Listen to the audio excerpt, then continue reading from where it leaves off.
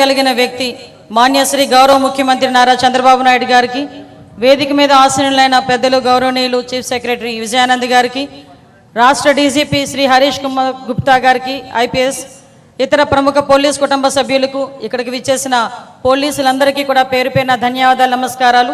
పత్రికా విలేకరుల సోదరులకు, నా సోదరీమణులందరికీ కూడా మరొకసారి హృదయపూర్వక నమస్కారాలు తెలియజేసుకుంటూ, త్యాగానికి ప్రతీక, ధైర్యానికి ప్రతిరూపం, కర్తవ్యానికి కిరీటమైన పోలీసుల అమరవీరుల సంస్మరణ దినం సందర్భంగా ఈరోజు ఒక సాధారణ సంస్మరణ దినం కాదు, దేశ భద్రతకు, అదేవిధంగా రాష్ట్ర భద్రతకు మరియు ప్రజారక్షణకు పోలీస్ వ్యవస్థ చేసిన అపూర్వమైన త్యాగానికి చిహ్నమైన పవిత్రమైన రోజు.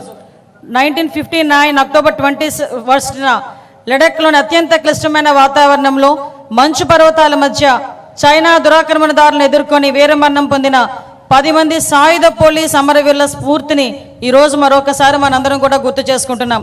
పోలీస్ అంటే ఒక ధైర్యం, పోలీస్ అంటే ఒక బాధ్యత, పోలీస్ అంటే ఒక త్యాగం. ఈ పోలీస్ వృత్తిలో అడుగుపెట్టిన రోజు నుంచి కూడా ప్రాణాలను సైతం లెక్క చేయకుండా ప్రజాసేవే పరమాధ్యేయంగా మీరందరూ చేస్తున్న కృషికి మరొకసారి మీ అందరికీ కూడా పాదాభివందనం చేయాలి. ఎందుకంటే ఒక పక్క నుంచి వృత్తి ధర్మం నిర్వర్తిస్తూ, ఒక పక్క నుంచి ప్రజాసేవనే సాధారణ సేవ కాకుండా ప్రజాసేవే మీకు పరమావధిగా భావించి ప్రజల కోసం రాత్రి పగళ్ళు పనిచేసే పరిస్థితి మన పోలీస్ డిపార్ట్మెంట్ వాళ్ళకి.